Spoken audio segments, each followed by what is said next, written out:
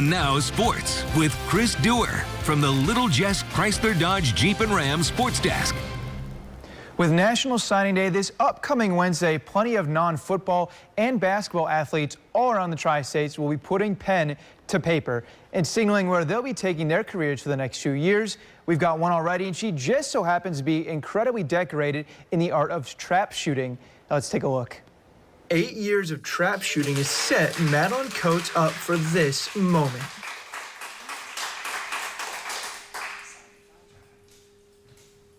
I've always known for a while that it could be a possibility, but now really seeing it, it's really coming to life, and it's really going to set me up for the future that I can have.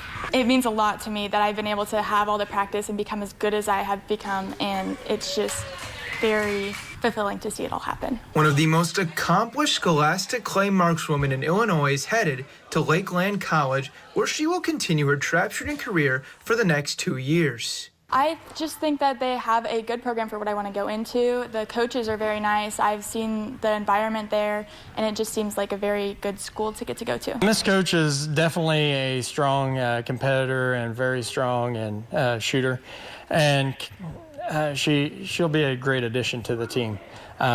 With our recent runner-up national championship, she'll definitely strengthen us for next year's competition. Coates has had many accomplishments while with the South County Vipers trap shooting team the past 4 years.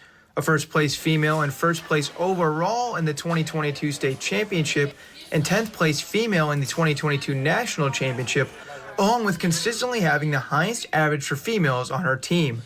But even with the long list of accolades, in the classroom has seen every bit of dedication and success as well. Coates is also strong in the classroom, and that'll help in the classroom on the college for success heading into her career. And while Coates has her sights set on helping her future team, she'll be looking to set herself up for a future career as well. I'm looking to go into business and marketing so that I can hopefully in the future become something like a brand manager.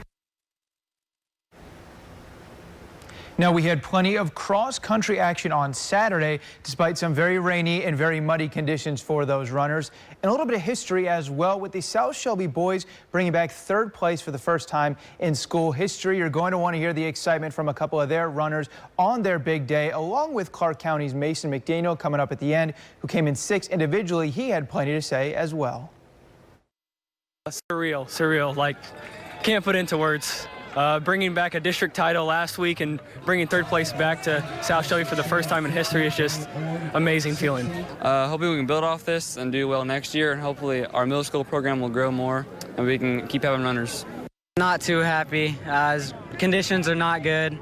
Ran about a minute off my PR, but I did better than last year, so I'm happy with that. So I'm pretty excited, but still a little bit disappointed.